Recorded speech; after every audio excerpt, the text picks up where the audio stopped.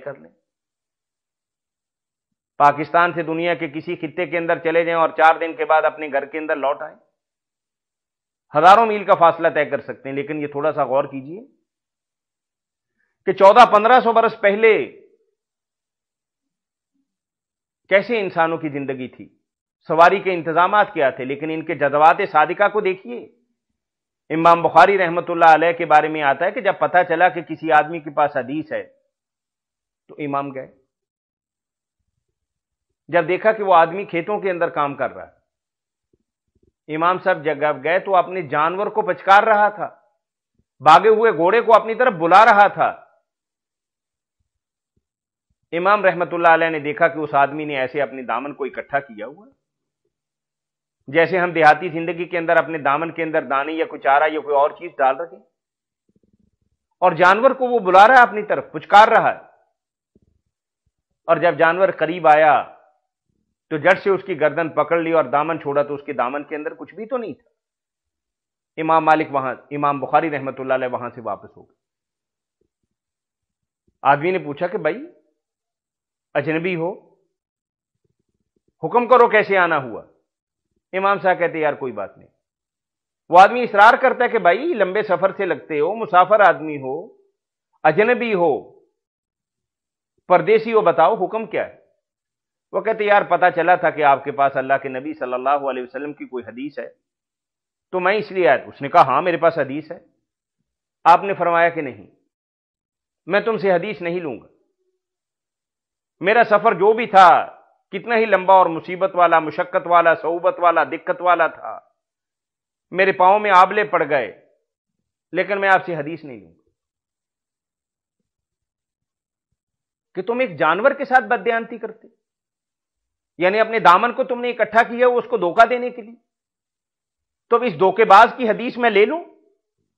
اور امام بخاری رحمت اللہ علیہ کہتے ہیں کہ جب بھی میں نے کوئی حدیث لکھنی تھی 16-17 برس کی عمر کے اندر، یعنی محنت شاقہ اور دن رات کی مشقت اور دقت کے بعد بھی امام بخاری رحمت اللہ علیہ کہتے ہیں کہ جب بھی میں نے حدیث لکھنی ہوتی تھی تو پہلے میں 2 رکعت نماز پڑھتا، باوضو ہوتا، اور پھر اس کے بعد میں اللہ کے نبی صلی اللہ علیہ وسلم کی حدیث مبارکہ لکھتا۔ یہ کہ معمولی کام ہے؟ یعنی 6 لاکھ انسانوں کا آج تاریخ عالم کے اندر ان کا تذکرہ محفوظ ہے، یہ انہی لوگوں نے لکھا، اور اس پر پوری امت مسلمہ کا اتفاق ہے۔ یہ واقعی یہ لوگ ایسے تھے،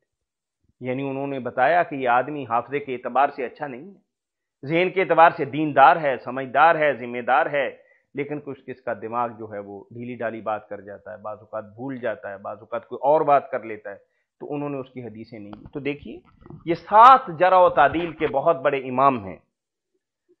سب سے پہلے امام احمد بن حنبل رحمت اللہ علیہ سن 174 کے اندر پیدا ہوئے اور 241 کے اندر ان کا انتقال ہوا، اور امام بخاری رحمت اللہ علیہ 2 صدی کے آخر کے اندر پیدا ہوئے 194 کے اندر، اور 3 صدی کے وسط 256 کے اندر ان کا انتقال ہوا، اور امام مسلم 3 صدی کی ابتدا یعنی 202 کے اندر پیدا ہوئے، اور آخری تہائی کے اندر اللہ کو پیارے ہو گئے 271 کے اندر۔ امام ابو داؤد بالکل امام بخاری ہی، امام مسلم ہی کے سال پیدا ہوئے، لیکن عمر میں اس سے 5 سال بڑے تھے، 276 کے اندر ان کا انتقال ہوا۔ اور اس کے بعد امام ترمذی جن کا اصل نام ابو عیسیٰ محمد بن عیسیٰ ترمذی ہے، یہ 209 کے اندر پیدا ہوئے اور 279 کے اندر ان کا انتقال ہوا۔ یہ میں ہجری سال بتا رہا ہوں۔ اور اس کے بعد امام نسائی جن کا اصل نام احمد، جن کی کنیت ابو عبد الرحمن، 215 کے اندر پیدا ہوئے، اور 4 صدی کی ابتدا کے اندر 303 کے اندر ان کا انتقال ہوا۔ اور ابن ماجہ جن کا اصل نام محمد بن یزید بن ماجہ ہے، 207 کے اندر یہ پیدا ہوئے اور 275 کے اندر یہ انتقال ہوا۔ یہ 7 جرح و تعدیل کے امام ہیں، اور پوری دنیا یہ تسلیم کرتی ہے کہ ان کی محنت، ان کی محبت، ان کی عقیدت، ان کا نظریہ، ان کی جو بھی تعلیم و تعلم کا سلسلہ تھا اس کے ذریعے یہ علم ہم تک پہنچا۔ اس کے بعد بے شمار ائمہ کرام ہیں، اسحاق بن راہویہ ہیں، احمد بن ابراہیم اسماعیل ہیں، حارث بن ابو اسامہ ہیں، محمد بن اسحاق ابن خزیمہ ہیں، محمد بن ادریس الرازی ہیں، امام زہلی ہیں، امام زرع رازی ہیں، امام ادریس شافی ہیں، ابو بکر ابن شیبہ ہیں، علی بن مدینی ہیں، امام مالک ہیں۔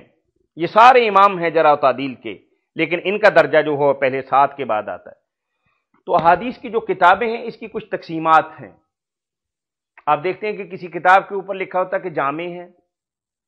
اور کسی کتاب کے اوپر لکھا ہوتا ہے کہ یہ سنن کی کتاب ہے، اور ایک حدیث کی بہت ہی معتبر کتاب ہے اس کے بارے میں مسند کا لفظ لکھا ہوتا ہے۔ تو اس کی بھی تفصیل ائمہ کرام نے کی ہے کہ ایسی کتاب کہ جس کے اندر تاریخ کی باتیں بھی ہوں، تفسیر کا بھی اجمالی ذکر ہو، اور فتن اور ملاحم کی بھی بات ہو، اور مباحث بھی ہوں، تو ایسی کتاب کو الجامع کہتے ہیں۔ اور 2 کتابیں اس حوالے سے پوری دنیا کے اندر معتبر ہیں، ایک تو امام بخاری کی کتاب ہے، اور ایک امام ترمذی، جن کا اصل نام ہم نے بتایا کہ ابو عیسیٰ محمد بن عیسیٰ الترمذی ان کا نام ہے۔ اور کچھ سنن کی کتابیں ہیں کہ صرف جس میں احکام جمع ہوں، یعنی کیا کرنا ہے، کیسے کرنا ہے، نہ تاریخ کا ذکر ہوگا، نہ تفسیر کا ذکر ہوگا، نہ ملاحم کا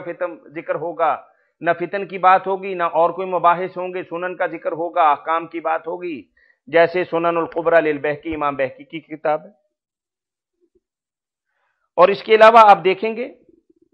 کہ بعض دفعہ ایک امام کسی خاص مسئلے پر چند حدیثیں اکٹھی کر دیتا ہے، جیسے امام بخاری رحمۃ اللہ علیہ نے امام کے پیچھے آیا فاتحہ پڑھی جائے گی یا نہیں پڑھی جائے گی، اس کے متعلق ساری حدیثیں ایک کتابچے کے اندر اکٹھی کر دیں، ایک چھوٹی کتاب کے اندر اکٹھی کر دیں جس کو جز کہا جاتا ہے۔ اور پھر اس کے بعد اللہ کے نبی صلی اللہ علیہ وسلم کی ایک حدیث مبارکہ ہے کہ اللہ تعالیٰ سرسبز و شاداب رکھے اس انسان کو جو میری حدیث کو پڑھتا ہے، پھر یاد کرتا ہے، پھر دوسروں تک پہنچاتا ہے۔ اسی طریقے سے اللہ کے نبی صلی اللہ علیہ وسلم نے فرمایا کہ جو میری 40 حدیثیں یاد کرے اور لوگوں کو بتائے، اس کے لیے بہت بڑی خوش نصیبی۔ اس حدیث پر عمل کرتے ہوئے بے شمار اصحاب نے 40 کے نام سے، جس میں سب سے معتبر اور معروف کتاب امام مسلم رحمۃ اللہ علیہ کی کتاب کی شرح کرنے والے امام نووی رحمۃ اللہ علیہ کی کتاب 40 نووی آج بھی پوری دنیا کے اندر سب سے زیادہ مسلم سمجھ لیتے۔ آپ میں سے کوئی بھائی اپنی مرضی سے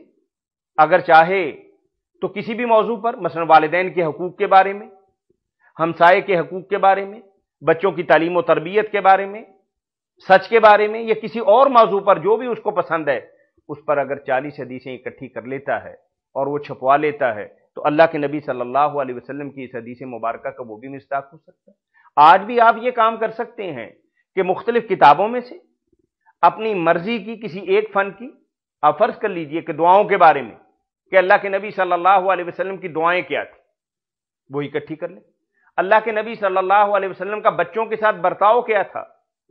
اس پر 40 حدیثیں اکٹھی کر لیں۔ اللہ کے نبی صلی اللہ علیہ وسلم کی ہمسایہ کے متعلق کیا ہدایات ہیں، وہ اکٹھی کر سکتے ہیں۔ نبی کریم صلی اللہ علیہ وسلم والدین کی اہمیت کے بارے میں، ان کی عزت کے بارے میں، ان کے احترام کے بارے میں، ان کی بات ماننے کے اعتبار سے اور ان کی تکریم کے اعتبار سے جو باتیں ہیں، آپ وہ اکٹھی کر سکتے ہیں۔ اللہ کے نبی صلی اللہ علیہ وسلم تو ایک ایسا کام امت کو بتا کے چلے گئے کہ آپ بھی آج محدث بن سکتے ہیں۔ آج آپ محدثین کی باتیں، آپ دیکھیے بلوغ المرام کوئی حدیث کی مستقل کتاب نہیں ہے، آپ دیکھیے کہ مشکات کوئی حدیث کی وہ کتاب نہیں ہے کہ جو الگ سے کتاب بنائی ہوئی ہو۔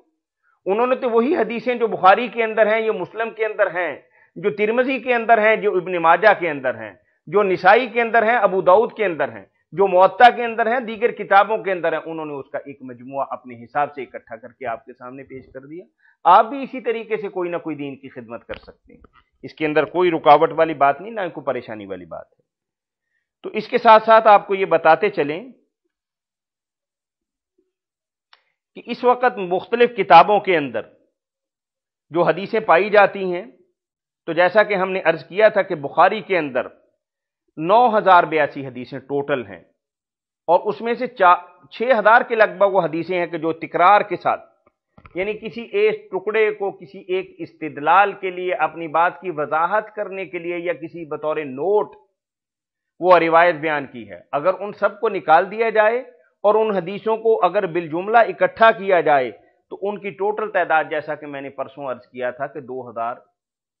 2602 حدیثیں بنتی،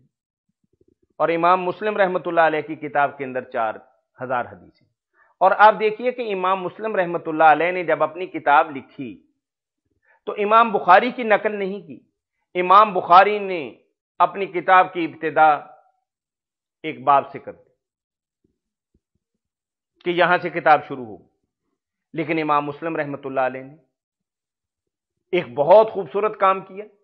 کہ اپنی کتاب سے پہلے ایک بہت ہی لمبا چوڑا دیباچہ اور بہت ہی ایک بڑا مقدمہ اور کتاب کی غرض و غایت اور اس میں اختیار کیے جانے والے قانون اور ضابطے امام صاحب نے واضح کر دی،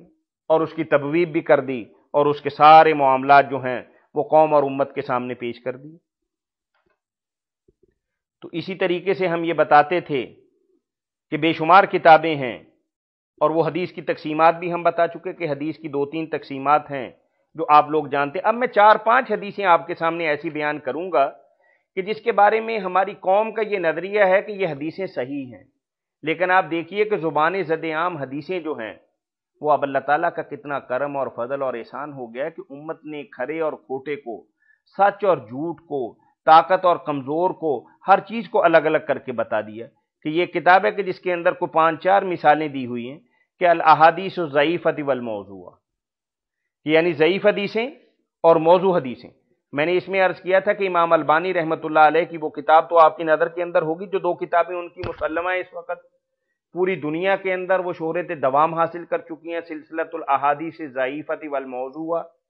اور ایک ان کی کتاب ہے سلسلۃ الاحادیث الصحیحہ، یہ مختلف جلدوں کے اندر،